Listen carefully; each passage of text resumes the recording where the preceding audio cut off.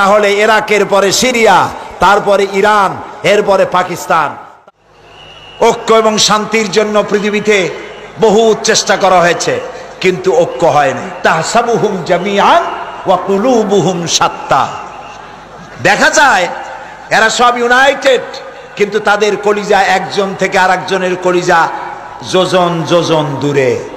মানুষের শান্তির জন্য মানুষেরা অনেক চেষ্টা করেছে, ন্যাটো করেছে, আসিয়ান করেছে, সার্ক করেছে, এরপরে ইউনাইটেড নেশনস অর্গানাইজেশন করেছে, লিগ অব নেশনস করেছে। পৃথিবীর মানুষের শান্তি আসছে বলেন? আসতে কইলেন কেন? শান্তি আসছে? আসে নাই। পৃথিবীতে যুদ্ধ হলো, প্রথম বিশ্বযুদ্ধ, আর যাতে যুদ্ধ না হয় সেই জন্য লিগ অব নেশনস তৈরি হলো। প্রথম বিশ্বযুদ্ধে বহু লোক মারা গেল, আর যাতে যুদ্ধ না হয় লিগ অব নেশনস তৈরি হলো। এরপরে 1935 সনে যুদ্ধ শুরু হলো, সেকেন্ড গ্রেট ওয়ার চলল। এই যুদ্ধ 1945 সন, একটানা 6 বছরের যুদ্ধে লক্ষ লক্ষ মানুষ মারা গেল, কোটি কোটি বনি আদম ক্ষতিগ্রস্ত হলো, হাজার হাজার বিলিয়ন মিলিয়ন ট্রিলিয়ন টাকার ক্ষতি হলো বিশ্ববাসী। আর যাতে যুদ্ধ না হয় সেজন্য তৈরি হলো ইউএনও, আকওয়ামে মুত্তাহিদা, যেটাকে ইংরেজিতে বলা হয় ইউনাইটেড নেশনস অর্গানাইজেশন। এদের কাজ হলো পৃথিবীতে যুদ্ধ বিগ্রহ না হয়, গরিবদেরকে বাঁচানো, ধনীদের বড় বড় দেশগুলির হাত থেকে ছোট ছোট দেশগুলিকে যাতে রক্ষা করতে পারে আক্রমণ থেকে। মানুষের ইজ্জত হুরমত, তাদের স্বাধীনতা সার্বভৌমত্ব হেফাজতের গ্যারান্টি দেবে জাতিসংঘ। আমি প্রশ্ন করছি, এই জাতিসংঘ পৃথিবীর মানুষের জান মাল, দেশের স্বাধীনতার হেফাজত করতে পেরেছে?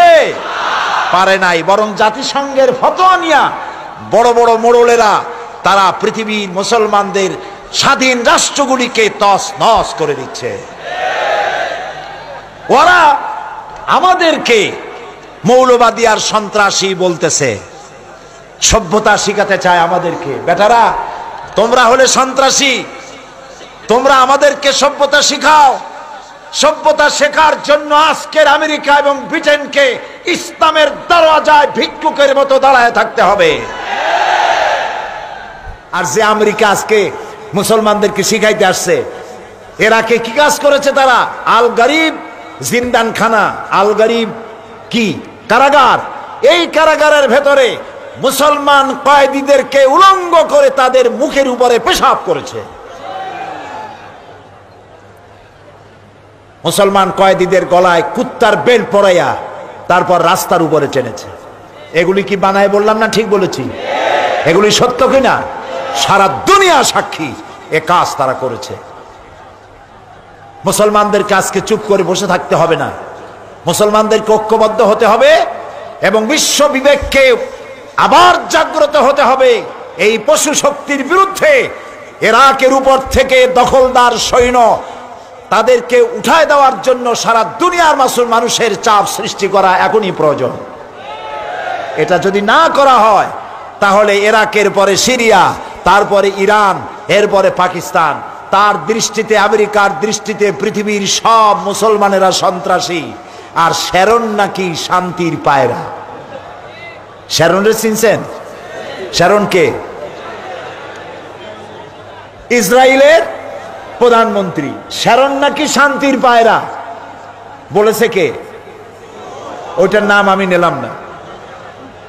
এ নাকি শান্তির পায়রা। তা আমি বলেছি, শ্যারন যদি হয় শান্তির পায়রা, তাহলে বিশ্বে অশান্তির শকুন কে?